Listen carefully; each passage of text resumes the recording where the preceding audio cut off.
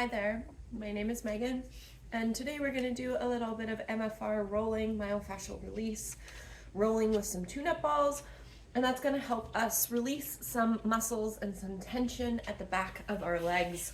So we're looking to release our calf compartment here, our soleus and gastroc. Things you're going to need are some tune-up balls and either a block or a book. I seem to have left my block at the studio, so I'm going to use a book. I'm going to keep my tune-up balls in their little satchel. If you've lost it, a sock works great. And I want to keep them perpendicular. Move out of the way, guys. Putting them in the back of my calf. And I want to aim for the meat of the muscle, not the back of my knee. So the back of my knee is here. You can see that the balls are a little bit lower. And I'm just going to hold my thumb in place just to make sure it doesn't slide out of the way. And my lovely assistant is doing a good job of getting pets and not a good job of keeping the way clear. So I'm just hanging out. I'm going to let static pressure do its thing. I'm pushing my leg actively into the tune-up balls. I might even add a little more pressure by bringing my leg up and over, just gently pushing down, allowing that compression to happen in the tissue. Hanging out, nice deep breaths. They should be able to breathe easy. Get some good petting in. Okay. And then I want to add a little bit of movement. So this top leg is really just hanging out. Its job is just to give me a little extra tension. My bottom leg, I'm going to, in slow-mo, move from pointing my toe, releasing my foot to neutral, to full dorsiflexion, pulling my toes back towards my shin. Release to neutral, point the toe, release, dorsiflex. Let's do one more point, and release to dorsiflexion. Good. We're going to go through those two movements, compression and then a little bit of static, or a little bit of movement through the range. I'm just moving this ball down a little bit further. I'm going to lean back into one hand behind me. I'm going to bring that pressure back in. I like a little additional pressure. Dropping back into my breath, allowing that compressive force to come together. Trying to keep my assistants out of the way. Hi, everybody. I know. And then let's add that point and flex, moving nice and slow, pointing your toe, softening, and flexing your foot.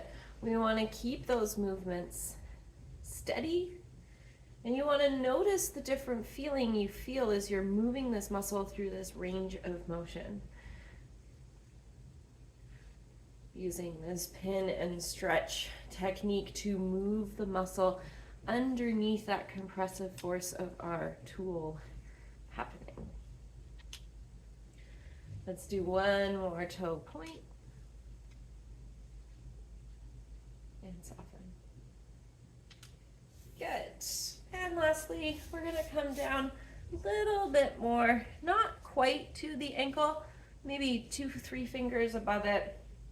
Once again, finding that compressive force, letting my breath settle, noticing how it might feel different here compared to significantly higher up or more in the middle of the muscle belly. This junction tends to be right where the muscle belly comes into the tendon. If you've had injury to your Achilles tendon before, you might feel a little more sensitive. And then we're going to add that slow point, release, and coming into full dorsiflexion. Still keeping that pressure down. We really want to keep that ball anchored.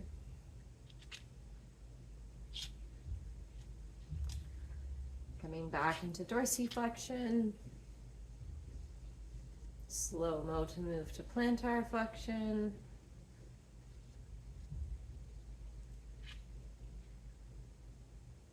One more. Planting or pointing the toe.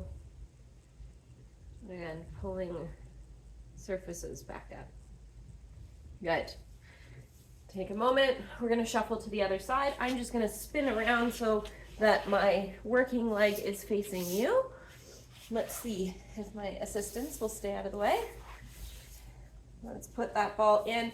Again, I want to avoid right under the kneecap. I want to melt right into the meat, and I am pulling my heel down towards the ground.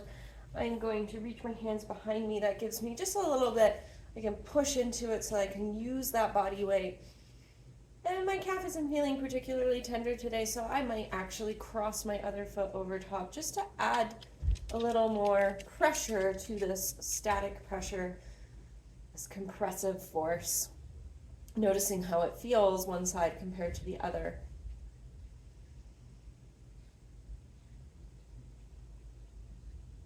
Letting the breath settle.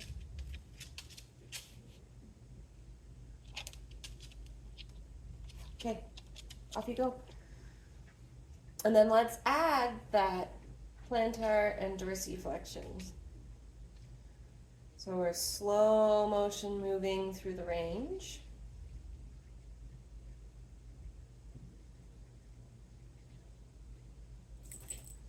And just noticing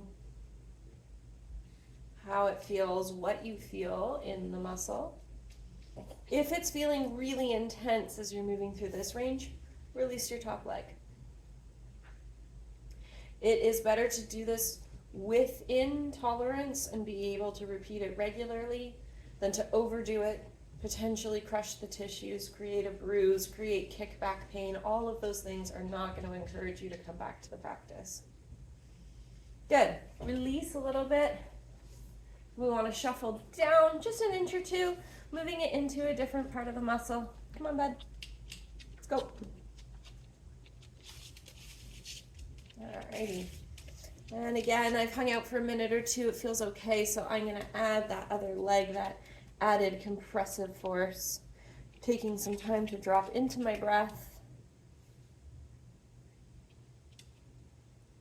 Taking some time to just sit with it, slowly resisting that quick urge to move. We need the body to know that the tune-up balls are not trauma and they are not pain being inflicted upon us. And so we need time for the tissue to adapt to this compressive force, to these signals before we add movement. And the movement we do add, we want it to be slow and controlled so it signals that it's intentional. It signals that it's safe to the body. So from here we might add our toe points and curling the toes back towards the shin. Nice and slowly moving through that range. Notice how it feels with the ball in this middle part of your calf. And pointing your toe.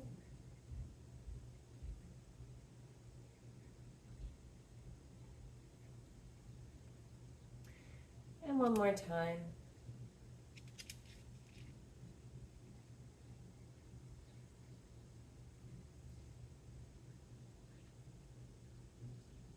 All right.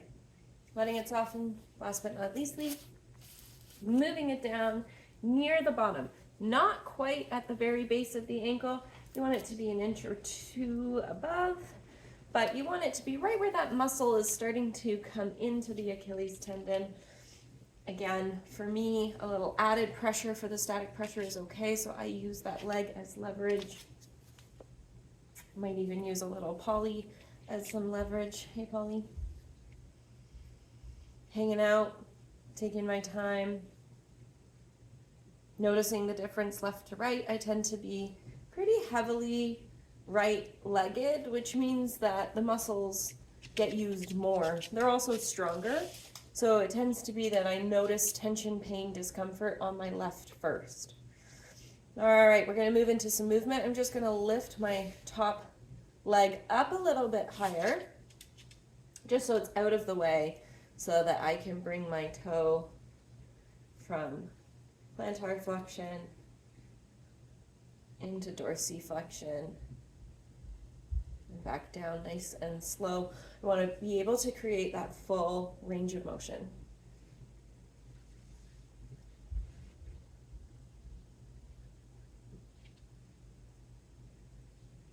And just noticing how it feels.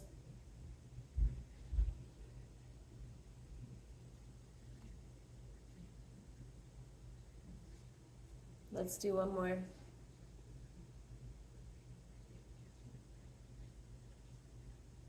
Good.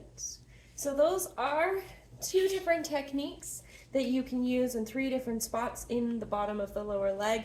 Really helpful if you're doing lots of walking, running, cycling, even season change. You know, when we're moving from different shoes we maybe haven't worn for a while, especially once we get into the better weather and we tend to be wearing more sandals or light-toed shoes that have less support, can really bring a lot of extra tension into the back of the legs.